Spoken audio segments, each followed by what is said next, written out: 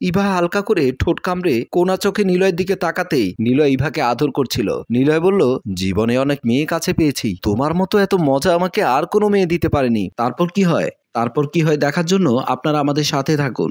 বকুল চোখ বড় করে ইভার দিকে তাকিয়ে আছে। ইভা একেবারে শর্ট ড্রেস পরে বকুলের সামনে দাঁড়িয়ে বকুলকে আকৃষ্ট করার চেষ্টা করছে। বকুল ইভার পা থেকে মাথা পর্যন্ত দেখছে। বকুলের পাশে সোফার উপর বসেছিল বাহার মিয়া। বাহার বলল, কি ভাই, এভাবে তাকিয়ে থাকলে কি হবে? পছন্দ হলে বলেন, তারপর টাকা দিয়ে রুমে নিয়ে যান। এমন সময় নাস্তার ট্রেতে করে এক গ্লাস দুধ নিয়ে ড্রয়িং রুমে এলো বাহারের কথিত বউ জেসি। জেসি দুধের গ্লাসটা বকুলের দিকে বাড়িয়ে দিতে গিয়ে বুকের উপর থেকে শাড়ি আঁচলটা ফেলে দিল।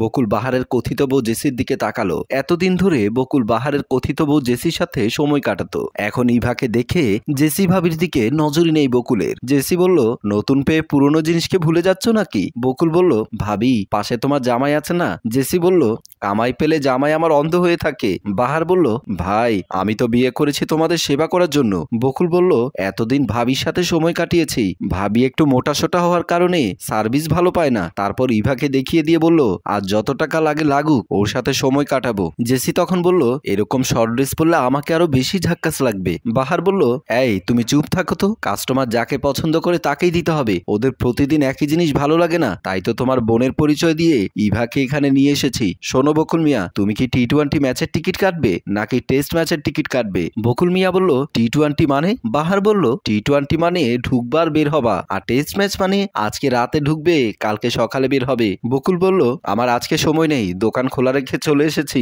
আজকে টি-20 টিকিট দাও, 2 দিন পর হাতে সময় নিয়ে এসে একেবারে টেস্ট ম্যাচের টিকিট কাটবো। বাহার মজুমদার বলল, তাহলে 5,000 টাকা দাও। বকুল বলল, 5,000 টাকা মানে? ভাবিকে নিয়ে সময় কাটালে তো 1,000 টাকা দিলে হতো, আর ওর জন্য 5,000? বাহার বলল, তোমার ভাবি তো লোকাল হয়ে গেছে, আর এটা তো একেবারে ব্র্যান্ড নিউ।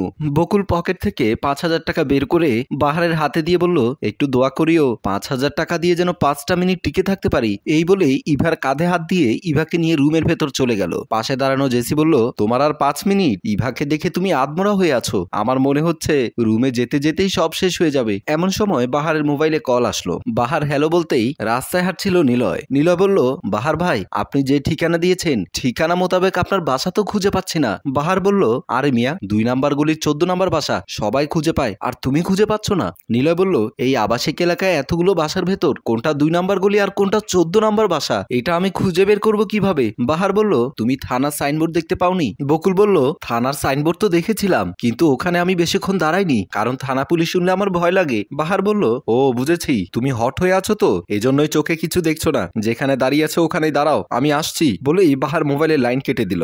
জেসি বলল, তুমি ওকে আনতে যাবে? আশেপাশের লোকজন বিষয়টা টের পেয়ে গেলে আমাদের সমস্যা হবে না? বাহার বলল, কি করব, এটা হচ্ছে নিলয়, ও হচ্ছে আমার ব্যবসার সবচাইতে বড় কাস্টমার, অন্যরা যেখানে 5,000 দেয় সেখানে নিলয় দেয় 10,000। জেসি বলছে, ঠিকই বলেছ, যতবারই আমি ওর সাথে গিয়েছি ততবারই সে আদর করে করে আমার এখানে 1,000 টাকার নোট ঢুকিয়ে দিয়েছে, কিন্তু শালা আমাকে সবসময় নেয় না, যেন আমি ঠেকার মাল, যখন কেউ থাকে না তখন আমাকে নেয়। বাহার বলল, খেয়ে খেয়ে আরো মোটা হও, তখন নেবে। কতবার বলি, এখনকার ছেলেরা স্লিম ফিগার পছন্দ করে। আচ্ছা বাদ দাও সব কথা, আমি যাচ্ছি নিলয়কে আনতে। বকুল বের হলে কাগজের কার্টুনটা ওর হাতে দিয়ে দেবে, বলবে কেউ জিজ্ঞেস করলে বলতে পার্সেল ডেলিভারি ম্যান আমাদের বাসায় পার্সেল ডেলিভারি করতে এসেছিল। বলেই বাহার মজুমদার নিলয়কে আনতে চলে গেল। রাস্তা পাশে দাঁড়িয়েছিল নিলয়। বাহার এসে বলল, আরে মিয়া, আমাদের নতুন বাসা হচ্ছে এগুলির পেছনের গলি, তুমি এই গলিতে এসে দাঁড়িয়ে আছো কেন? নিলয় বলল, আরে মিয়া, এই আবাসিক এলাকায় এতগুলো গলি আর এতগুলো বাসা, আমি কোনটা 2 নাম্বার গলি 14 নাম্বার বাসা চিনবো কিভাবে? বাহার বলল, হয়েছে, রাস্তায় দাঁড়িয়ে আর বেশি কথা না বলে বাসায় চলো। নিলয় বলল, আগের বাসা ছেড়েছো কেন? বাহার বলল, রুমে গিয়ে বলবো, এখানে দাঁড়িয়ে এত কথা বলা যাবে না। তারপর তারা দুজনে ওখান থেকে বাসার উদ্দেশ্যে হাঁটা শুরু করলো। একটা বিল্ডিং এর গেট দিয়ে ঢুকতেই সামনে পড়লো ওই বিল্ডিং এর দারোয়ান সাইফুল। সাইফুল বাহারকে দেখে সালাম দিলেন। বাহার বললেন, ওয়ালাইকুম আসসালাম। সাইফুল মিয়া বলল, স্যার, আপনাদের বাসায় এত মেহমান আসে কেন? বাহার বলল, এত মেহমান কই পাইলা? একটু আগে যে এসেছে সে হচ্ছে পার্সেল ডেলিভারি ম্যান, আর এখন যাকে দেখতে পাচ্ছ ও হচ্ছে আমার খালাতো ভাই। ভাইয়ের বাসায় ভাই আসবে না? দারোয়ান সাইফুল মিয়া বলল, সকালে এসেছিল আপনার মামাতো ভাই, তারপর এসেছিল আপনার চাচা, এরপর যে দুজন এসেছিল বলেছিলেন একটা আপনার আপন ভাই, অন্যটা আপনার বউয়ের ভাই। বাহার বলল, আর আরে মিয়া, আমাদের বংশ অনেক বড়। পাশে দাঁড়ানো নিলয় বিরক্ত হয়ে পকেট থেকে মানিব্যাগ বের করে দারোয়ান সাইফুল মিয়ার হাতে 500 টাকার একটা নোট দিয়ে বলল, আরে ভাই, আমরা খানদানি বংশ, আমাদের গোষ্ঠীতে 3000-এর বেশি মানুষ আছে। বলেই নিলয় ও বাহার চলে গেল। 3000 মানুষের কথা শুনে সাইফুল অবাক হয়ে মনে মনে ভাবলো, এদের বংশের কেউ মনে হয় জন্মবিরতিকরণের ফিল খায়নি। তারপর 500 টাকার দিকে তাকিয়ে খুশি হয়ে বলল, এরকম ভাড়াটিয়া 2-4 জন থাকলে বাড়ির মালিকের বেতনের তোয়াক্কাও করতাম না। বাহার মিয়া নিলয়কে নিয়ে যখন সিঁড়ি দিয়ে উঠছিল, তখন দরজা খুলে বের হচ্ছিল এই বিল্ডিং এর বাড়িওয়ালি দোলা খালা। দোলা খালাকে দেখে বাহার মিয়া কিছুটা ভয় পেয়ে গেলেন। তারপর কিছুটা স্বাভাবিক হয়ে দোলা খালাকে সালাম দিলেন, আসসালামু আলাইকুম। দোলা খালা ওয়ালাইকুম সালাম বলে ওদের দিকে তাকিয়ে রইলেন। বাহার ও নিলয় সিঁড়ি বেয়ে উপরের দিকে উঠে গেল। দোলা বেগম টেনশনে পড়ে গেলেন, এই ভাড়াটি এসেছে মাত্র 1 মাস, ওদের বাসায় প্রতিদিন এত লোকজন আসে কোত্থেকে? বিষয়টি দোলা বেগমকে ভাবিয়ে তুলল। তারপর বাড়ির দারোয়ান সাইফুলকে ডাকতে লাগলেন, সাইফুল, এই সাইফুল, একটু ভেতরে আসো।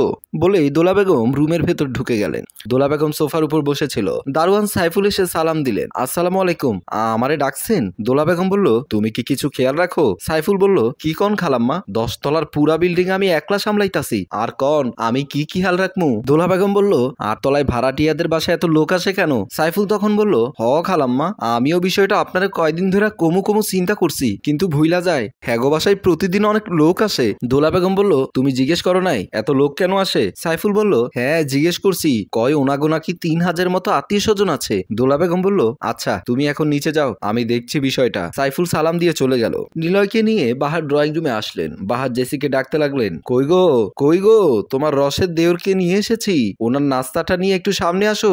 ভেতরের রুম থেকে জেসি ইভাকে সাথে নিয়ে আসলেন। নিলয় ইভাকে এক পলক দেখে অবাক হয়ে তাকিয়ে রইলেন। এত সুন্দর মেয়ে এখানে সে আগে কখনো দেখেনি। জেসি বলল, কি মিয়া, এইভাবে তাকিয়ে আছো কেন?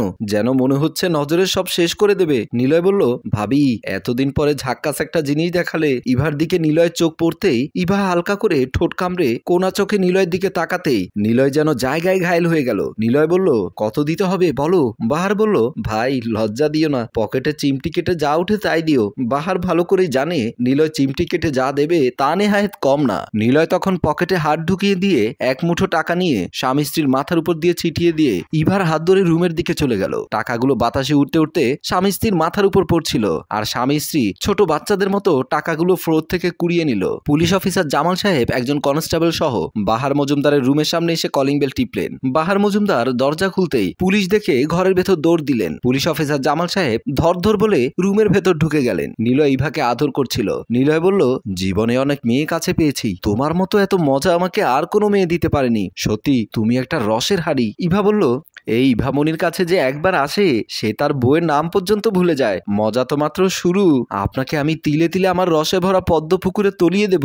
এমন সময় পুলিশ কনস্টেবল এসে নিলয়ের কলার চেপে ধরে টেনে তুলে ফেললো। পুলিশ কনস্টেবল বলল, শালা ওঠ। পুলিশ অফিসার জামাল, জেসি, ইভা, বাহার ও নিলয়কে দোলা বেগমের ড্রয়িং রুমে নিয়ে এলেন। তারপর দোলা বেগমের উদ্দেশ্যে বললেন, আপনাকে একটু আমার সাথে থানায় যেতে হবে। দোলা বেগম বলল, আমার অপরাধ কি? পুলিশ অফিসার বলল, আপনার অপরাধ হচ্ছে আপনি ভাড়াটিয়ার বিস্তারিত বিবরণ না জেনে এবং থানাকে ভাড়াটিয়ার তথ্য প্রদান না করে আপনি বাসা ভাড়া দিয়েছেন, এটাই আপনার অপরাধ। বন্ধুরা, আমাদের এই গল্পটি যদি আপনাদের ভালো লাগে তাহলে লাইক, কমেন্ট, শেয়ার করে আমাদের উৎসাহিত করুন। ধন্যবাদ।